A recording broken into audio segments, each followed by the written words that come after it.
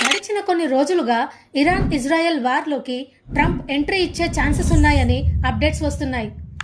Israel అమెరికాని వార్లోకి లాగాలి అని తెగ ట్రై చేస్తుంది. ట్రంప్ తన సోషల్ మీడియాలో మల్టిపుల్ పోస్ట్ చేస్తూ ఇండైరెక్ట్ గా ఇరాన్ కి వార్నింగ్స్ ఇస్తున్నారు.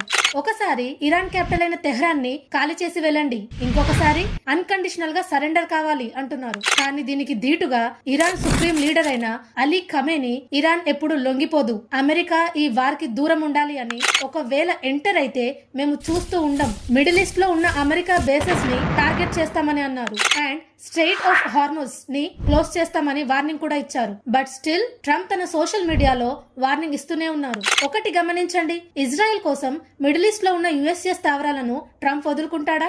నాకు తెలిసి ఛాన్సే లేదు. చూస్తుంటే ఇవన్నీ వార్ ఆఫ్ వార్నింగ్స్ లా ఉన్నాయి. ఒకవేళ ట్రంప్ వార్ లో ఎంటర్ అయితే మాత్రం ఆ రోజు స్టాక్ మార్కెట్ కుప్పకూలడం ఖాయం.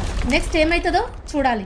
నెక్స్ట్ వీడియోలో వార్ వల్ల స్టాక్ మార్కెట్ పైన పడే టాప్ 3 ఎఫెక్ట్స్ ఎక్స్ప్లెయిన్ చేస్తాను. స్టాక్ మార్కెట్ లో ఇన్వెస్ట్ చేయాలి అనుకున్నా, ఒకవేళ చేద్దాం అనుకుంటున్నా నెక్స్ట్ వీడియో మిస్ కాకండి. ట్రంప్ వార్ లో ఎంటర్ అవుతాడా లేదా? మీ ఒపీనియన్ కామెంట్స్ లో చెప్పండి. ఈ వీడియో నచ్చితే లైక్ చేయండి. ఇలాంటి మరిన్ని ఫ్యాక్ట్స్ అండ్ అప్డేట్స్ కోసం ఛానల్ ని సబ్స్క్రైబ్ చేసుకోండి. Thank you for watching.